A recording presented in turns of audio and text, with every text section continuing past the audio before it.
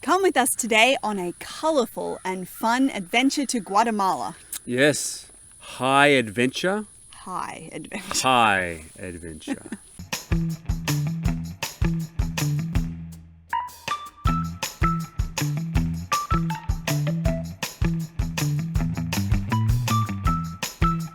And when we say high, we mean high, like. Not hi. Not like, hey, I'm high. Today we are taking you to Guatemala on a special adventure to a few lovely towns on Lake Atitlan. Our home base was in Panajachel, where we lived for 4 months. And during that time, we had an opportunity to visit many of the beautiful and cute towns that surround Lake Atitlan.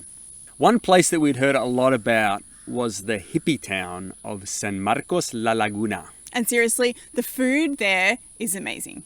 The food in Panajachel, Meh. it wasn't very good. The food in this little hippie town, Yeah, we found like Thai curry and they're like the biggest, most amazing chocolate chip cookies in the world. they were not really Exist. cookies. They weren't cookies. They were like rock cakes. Like huge, exist in Guatemala. Who knew? Amazing. The best chocolate chip cookies ever. Guatemala. In fact, I think the owner of that restaurant was British, and he just came on a holiday and decided he would stay in San Marcos and create cookies. accommodation and restaurant and cookies, and it was amazing. Yeah, but we only got to visit there maybe once or twice. Yeah. But the main draw card, the food, but also the trampoline. The trampoline. Now, me being a dumb Westerner thought, trampoline? There's a trampoline there? That'd be fun. And in this case, it was actually a diving platform. Yeah. Over 7 meters high, 25 feet into Lake Atitlan. You have to say it like a death-defying drop into a volcano-rimmed lake in Guatemala. Yeah, okay, let's try that. We could be like a Guatemalan ad. Yes. Come to Lake Atitlan. Jump off the trampoline into the depths of Lake Atitlan, surrounded by millions of year-old lava spewing volcanoes. How's that? It's kind of fun. But in all seriousness though, in San Marcos, the lake is pristine. It is absolutely beautiful, isn't it? Yeah, it's amazing. So the trampoline was the thing that you go there to do, and it was terrifying. You know when you're looking at a diving board and you're like, it doesn't look very high, and then you get up the top and you're like, ooh, Holy moly. it's a bit higher than Now, I thought. I am actually afraid of heights. I always have been. I find it difficult to abseil or rappel, as they say in the United States, and it was pretty scary for me. My kids, they were fine. In fact, how old was Rushton at the time? Ooh, we had a 2-year-old with us, so he wanted to jump off he sure the did. trampoline. We didn't let him, so I was on baby duty. So I regret that. I regret that I didn't give you a turn to watch the baby and just go for it. But I think our youngest was 6 years old. Yeah. And You mean our second youngest. Our second youngest. Yeah. The youngest of our children that jumped off the trampoline was 6 years old, and he was fine. But I remember one of our daughters jumped and sort of went off a little bit. She slapped her arm and she had bruises on her arm. No, it was a leg. She lifted a leg. Oh, yeah. She had these huge bruises on her leg. But have you said how high it is? Yeah, 7 meters. Oh, 7 meters. Yeah. What's that in feet? About 25 feet. About 25 feet. I wonder what a diving board is.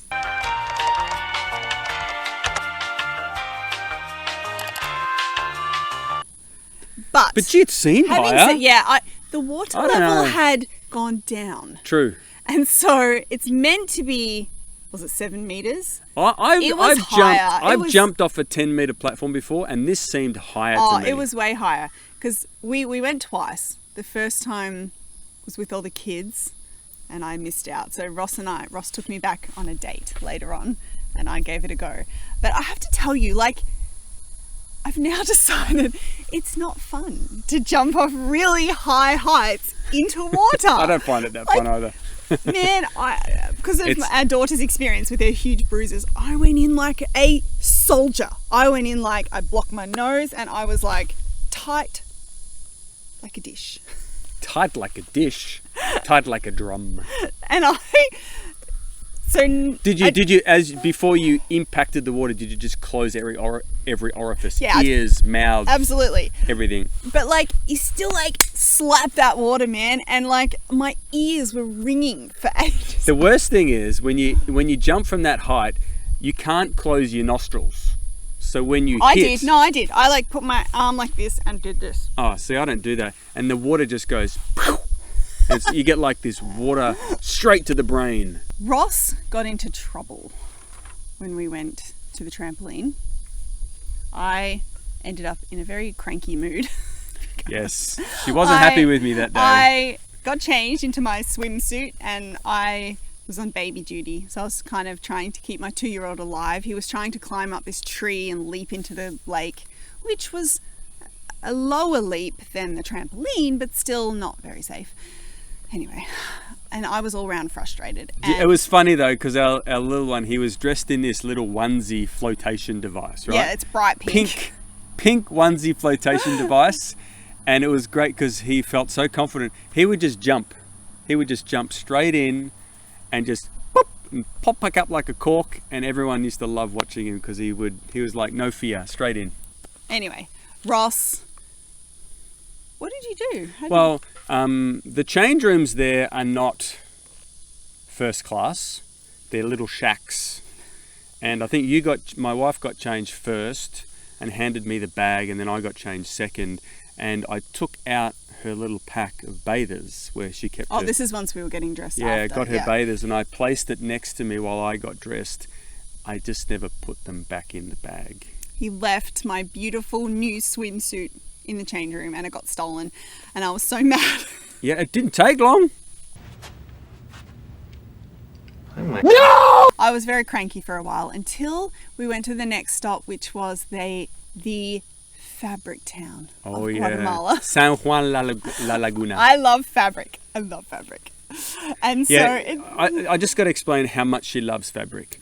When we left Australia and we loaded our 20-foot container full of our prized possessions, our most precious possessions, I think there was probably a quarter of it made up of boxes of fabric. I really love fabric. It's beautiful. She does. Fabric, it's beautiful. She likes to keep all the I make fabric things with warehouses it. in business. No, I make things. I use it. So we went to the fabric town, which is called... San Juan La Laguna. So we have 2 stories for this town. First, we walked in and it's pretty cute. Like, it's this adorable little town. And it felt like there was no traffic, but a few tuk-tuks and people on foot. And we stumbled across this like bizarre carnival. Yeah, outside the front of the church. So we checked out the church and there was a few carnival rides going on. Now, they were a little bit... dodgy? Yeah. Dodgy. They were maybe not safe. A little bit rickety and like it was a little bit scary, but we like to try and be brave.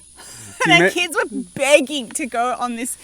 What are those, like the pirate ship ones? Where they're like... Up and down, yeah, up and down. And they go higher and higher. Yep. So we had a couple of kids begging and it was cheap and we were like, okay. All right, if you promise you want to. And they were like, sure, I promise. begging. So they went on with their friends and one of our daughters was 10. She was petrified. She enjoyed it in the beginning, and then as it got higher, she was on the ride screaming, like, get me up! She was screaming, and her friend was like, about to throw, like, and we're yelling everyone out, else. Don't throw up on the ride. It was just going to go everywhere.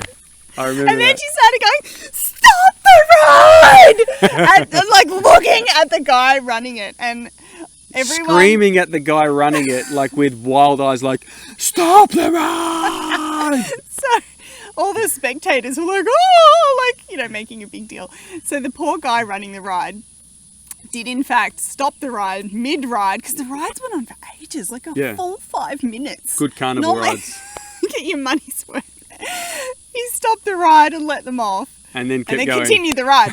It was very funny. I mean, the ride didn't fall apart. Thankfully. Yeah, everyone was safe, and yeah, it was. That was really funny.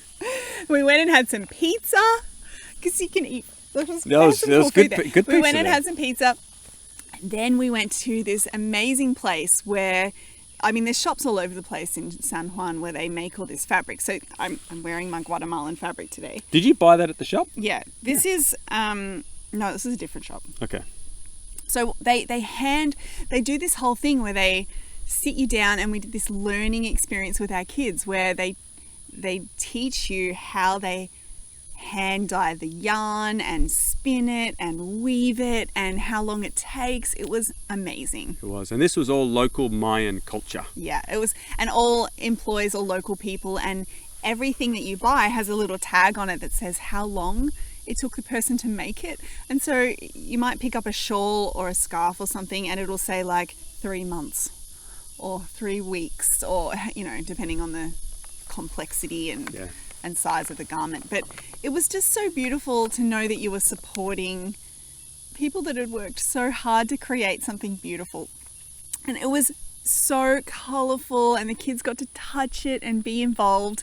It was probably one of my favourite things we did in Guatemala. Yeah, it was really special. Yeah. So this makes the cotton softer. How long do you beat? 20 minutes. This is kaki. Kaki comes from the word kokof, which means cacao in our Mayan language. But we got to really engage with the culture. It was amazing. And then after we did a little bit of shopping, Then the rain came. then the sudden torrential downpour. It was like, open the heavens. And we were still in that place In the that middle of only the had town. it only had a tin roof, and it was like there were bombs dropping on the roof. It was so loud. so much rain. And it was the end of the day, and there was like one more boat left to get back to our home in Panajachel. And so we were with some friends, and we were just like, We gotta make the boat. We have to brave it. And I remember we were like kind of sloshing our way through the street, and we were like drenched. Well, utterly there was drenched. no point trying to trying protect to yourself protect from the yourself. rain. You were going to get wet, and so we ended up just doing a singing in the rain, and we just walk and ran back, absolutely drenched. It was But the so fun. locals, I remember like all these people were standing under like the little The awnings, of the shops, and they would like Just laugh at us. look at these foreigners And, walking you know, we around were- in the rain. We were a group of probably 14, 15 people. Yeah, we had to catch that boat. Probably if we had have waited like 20 minutes, it would have stopped. But we had to catch the boat, and so we made had it to back. like brave the torrential rain. Yeah, it was good fun. It was memorable. See, we remember that. Yes, we remember that because it We rained on us. We remember our and group. I remember the fabric. She remembers the fabric. I remember us all looking like drowned rats. All right, thanks guys. Let us know if you have ever visited a really colourful place that you loved, or a place where you really got to engage with the Or culture. if you've ever done any death-defying feats in your travels. Yes, any high drops into water. If you have any more questions or you'd like to know more, head over to learningbrave.com. We'll see you later, guys. Bye. Like the rain, I have fallen for you. I'm falling for you now, just like the rain. Singing in the rain. What am I meant to do? Just get out of the picture. Sing. No, how about this? No, I'm singing in the rain. Just singing in the rain.